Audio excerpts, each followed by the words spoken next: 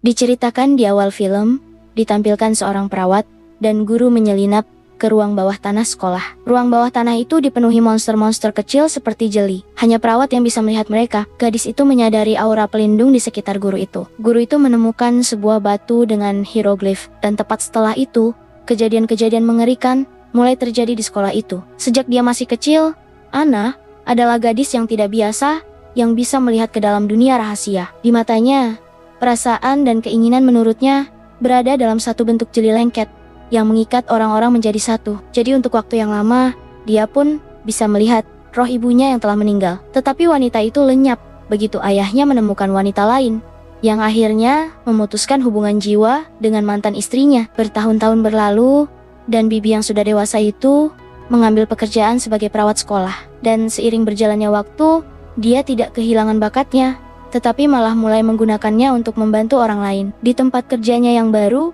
semua orang di sekitarnya tampak luar biasa bahagia dan sehat. Tetapi itu hanya sekilas. Seorang anak laki-laki bernama Chuan tiba di kafetaria sekolah, di mana semua siswa bersemangat tentang acara yang akan datang. Ketua tim basket yang dijuluki Squid Ring itu akan mengajak seorang gadis bernama Medusa untuk kencan pertama. Kabar ini membuat hati satu siswi SMA hancur karena cinta bertepuk sebelah tangan kepada atlet tersebut.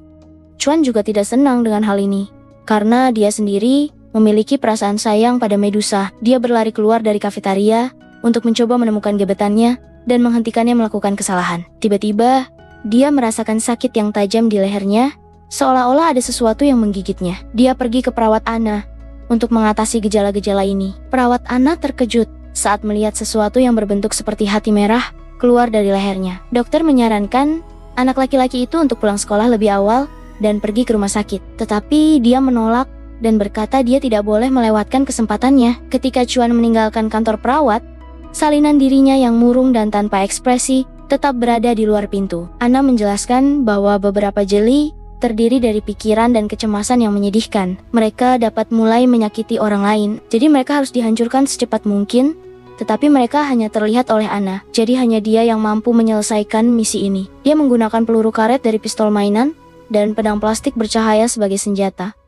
Dia hanya dapat menggunakan 28 peluru sehari dan mengayunkan pedang selama 15 menit sehari. Gadis itu mengoleskan balsam khusus pada kukunya untuk melawan roh jahat dan menggunakan jimat dari kuil untuk perlindungan. Bagaimana menurut Anda? Apakah kemampuan tersebut merupakan anugerah atau kutukan? Tuliskan di kolom komentar. Anna kemudian meninggalkan ruang belajar dan mengikuti jejak jeli merah muda yang mengarah ke ruang bawah tanah sekolah. Seorang guru Tionghoa bernama Hek mencoba menghubungi perusahaan disinfeksi untuk melakukan pembersihan ruang bawah tanah terjadwal. Perawat Anna mendekatinya sambil kagum melihat gelembung warna-warni di sekitar pria itu. Ia meminta Hek untuk membantunya menemukan muridnya, Quan, dan mengeluarkannya dari kelas lebih awal. Pria itu menatapnya dengan heran saat melihat pakaiannya yang aneh. Anna melihat kaki guru yang terluka, yang buru-buru disembunyikannya di balik celananya. Gadis itu terkejut bahwa sesuatu yang buruk bisa terjadi pada pria dengan aura yang begitu kuat. Perawat itu bersikeras agar Hek mencari anak sekolah itu sebelum ia demam setelah digigit. Anna juga mencoba mencari Chuan di lorong sekolah, tetapi yang ia temukan hanyalah tiruannya yang murung. Jejak merah muda itu membawanya lagi ke ruang bawah tanah, tempat ruang belajar sepulang sekolah berada. Gadis itu mengetahui dari penjaga bahwa tidak ada yang membuka pintu ruang bawah tanah sejak meninggalnya kepala sekolah, dan bahwa hanya cucunya, Guru Hek, yang boleh memiliki kuncinya. Setiap 6 bulan sekali, hanya pembersih tangan yang diizinkan masuk, dan sekarang semua orang lain dilarang masuk ke sana. Namun, Anna memutuskan untuk memasuki ruang terbatas itu sendiri dan merusak kunci dengan pedangnya.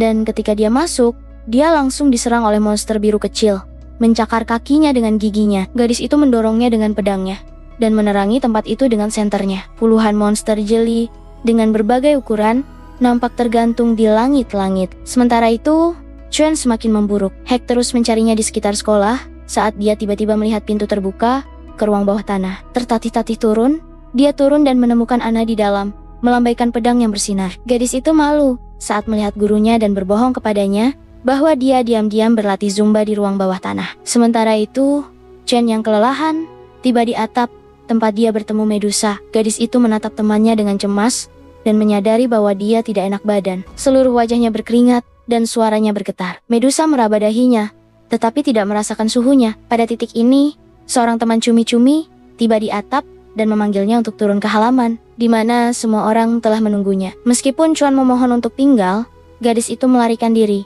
tetapi berjanji untuk segera kembali. Di sisi lain, menjelajahi labirin ruang bawah tanah, Hek dan Anna menemukan pintu lain. Dan ketika mereka membukanya, mereka menemukan tangga panjang yang mengarah ke kegelapan. Perawat itu masuk lebih dulu, menakut-nakuti ubur-ubur seperti monster.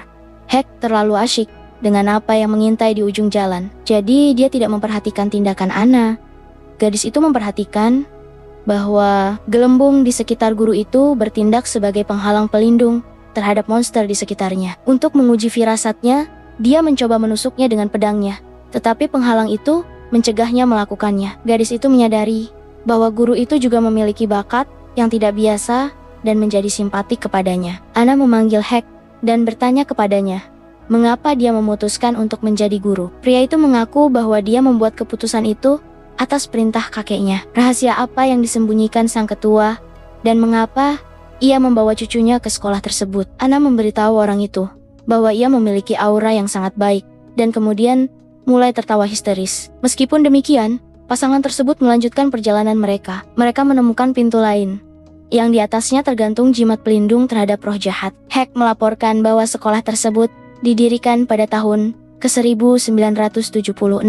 Awalnya, sekolah ini merupakan lembaga pendidikan khusus untuk anak perempuan. Ketika Hek mulai belajar di sana, sekolah ini diubah menjadi sekolah untuk semua orang. Anna mencoba membuka pintu, tetapi pintu itu hanya terbuka untuk gurunya. Ketika bautnya terbuka, gadis itu tiba-tiba terlempar ke belakang oleh gelombang kejut. Begitu masuk, kedua pasangan itu menemukan sebuah ruangan dengan dinding logam yang menjulang tinggi dan sebuah ruangan di tanah. Sementara itu, di halaman sekolah, si cumi-cumi berpura-pura meminta Medusa untuk menjadi pacarnya. Merasa frustrasi dan sakit hati, Chuan mengenakan headphone-nya dan berjalan ke tepi atap, menonton dari atas. Setelah membaca tulisan di batu itu, Hek menyatakan bahwa dulunya ada sebuah kolam di sini. Mungkin inilah alasan para siswa sakit, karena uap air keluar dari ruang bawah tanah. Lightsaber milik Anna kehilangan energi dan dia menyarankan agar mereka kembali. Tetapi Hek yang penasaran melihat tulisan di sisi lain ruangan dan memutuskan untuk membaliknya.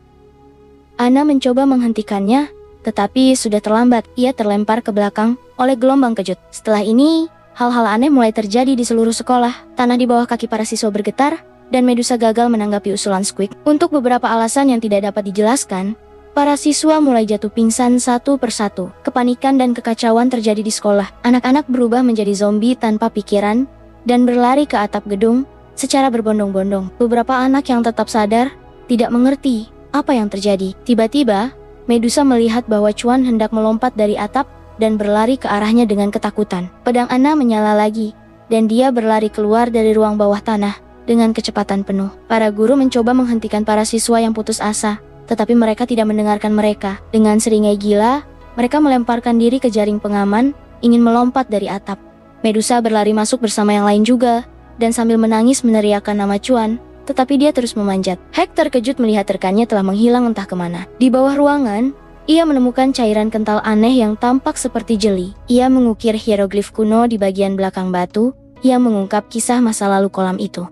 Yang dijelaskan, dulunya itu adalah tempat orang-orang yang kehilangan cinta dan akan datang untuk menenggelamkan diri, dan saat mereka memakan sisa-sisa korban mereka di bawah air, ikan, kodok, dan kadal itu tumbuh besar. Jadi, pihak berwenang memerintahkan agar kolam itu dikubur, dan sebuah sekolah dibangun di tempatnya. Sementara itu, di atap, kegilaan total terjadi. Para siswa dan guru yang tetap waras mencoba yang terbaik untuk menghentikan yang lain. Hek hendak mencoba keluar dari ruang bawah tanah, ketika tiba-tiba tanah di bawah kakinya mulai bergetar. Guncangan terjadi di seluruh sekolah, dan retakan dalam terbentuk di permukaan. Para siswa yang tertinggal di halaman berlarian dengan panik ke berbagai arah. Anna mencapai atap dan berlari ke jaring, memberitahu para siswa untuk bubar. Perawat itu memukul kepala para siswa yang putus asa dengan pedangnya, menyebabkan mereka jatuh ke tanah. Setelah keluar dari ruang bawah tanah, Hek mencoba bertanya kepada guru-guru lain apa yang terjadi, tetapi mereka semua sama bingungnya. Anna terus memukul para siswa,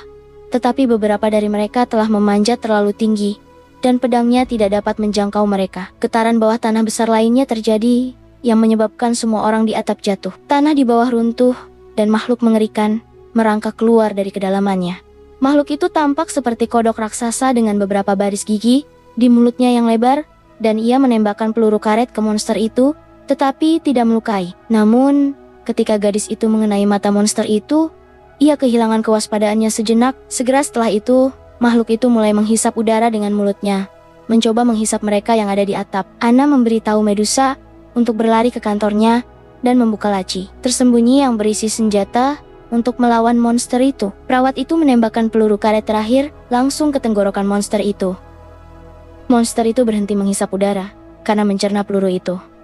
Sementara itu, Hek yang kelelahan akhirnya naik ke atap. Makhluk itu membuka rahangnya lagi dan mendorong semua orang yang ada di sana ke jaring pengaman. Dan saat terbang, Hek berpegangan pada lengan Anna untuk lolos dari rahang monster itu. Gadis itu tersenyum panik, meremas tangannya di dalam telapak tangannya. Energi prey itu mengisi seluruh tubuh Anna dan senjata kecilnya. Dan pada shot terakhir, ketika semua orang akan ditelan oleh monster itu, perawat itu menembakkan peluru energi ke mulutnya yang terbuka. Hek menatap gadis itu dengan bingung, karena yang bisa dilihatnya di bawah hanyalah lubang besar. Setelah menelan peluru, monster itu kemudian meledak menjadi ribuan hati jeli besar dan jatuh ke tanah dengan lega. Menyaksikan hujan hati itu turun, para siswa tersadar, tetapi tidak mengerti apa yang telah terjadi pada mereka. Perilaku mereka berubah, dan mereka kini memiliki keberanian untuk mendekati orang-orang yang diam-diam mereka sukai. Anna yang kelelahan merangkak ke neraka untuk mengambil energi penyembuhan darinya. Cahaya hangat dari tangannya menyebar ke seluruh tubuhnya, dan rona merah muncul di wajah gadis itu. Medusa memegang tangan Chuen dan tersenyum bahagia saat dia tersadar. Ikatan terbentuk di antara pasangan itu, dan semua klon sedia anak laki-laki itu hancur seperti jeli. Dalam berita, ada cerita tentang gempa bumi yang terjadi di halaman sekolah. Semua siswa telah dikirim ke rumah sakit untuk pemulihan. Di rumah, Anna juga sedang memulihkan diri dari pertarungannya dengan monster itu. Menyaksikan wartawan melaporkan apa yang terjadi sambil tertawa kecil. Tidak ada korban yang dapat menjawab apa yang menyebabkan gempa bumi dan perilaku aneh mereka. Haku menunjukkan kepada Anna prasasti di ruangan itu dan menjelaskan tentang tragedi itu. Yang terkait dengan kolam, mereka memutuskan untuk mengunci ruang bawah tanah, sehingga tidak ada yang bisa lolos darinya. Anna lega mengetahui bahwa Chuan dan Medusa telah menjadi dekat dan telah saling mengungkapkan perasaan mereka. Namun, dia yakin bahwa Chuan yang asli telah hancur bersama monster itu. Setelah selamat dari petualangan itu, Hek dan Anna memutuskan untuk bergabung untuk melawan makhluk jahat itu bersama-sama. Nah, menurut Anda, rahasia apa lagi yang disembunyikan oleh sekolah yang tidak biasa ini? Terima kasih telah menonton. Film pun akhirnya selesai. Benar-benar ending yang begitu membagongkan.